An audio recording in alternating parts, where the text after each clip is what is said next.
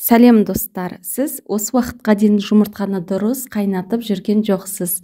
Осы видеоның соңына дейін қарап, қалай қайнату керектігін үйреніңіз. Мен бұл құпияны жақында білдім. Сонымен бөлісейін деп шештім.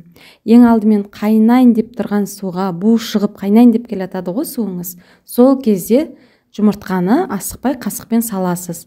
Ол ыстық суға салынған жұмыртқа іші тез бірігіп, ешқандай жарылмайды, трещина бермейді. Және жұмыртқаңыз піскен кезде қабығын ашығанда, қабығына жабыспай әдемі ашылатын болады. Жұмыртқаңыз небәрі 7-8 минутта піседі. Піскен жұмыртқаны суын төгіп, салқын су құйып қоясыз. Ал қазір піскен жұмыртқаның қабығын ашып көрсететін боламын.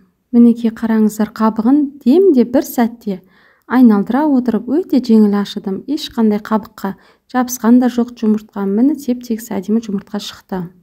Қазір ішін кесіп көрсетейін. Іші де міне 7-8 минут қайнатқан жұмыртқаның іші осындай болады. Астарыңыз дәмді болсын.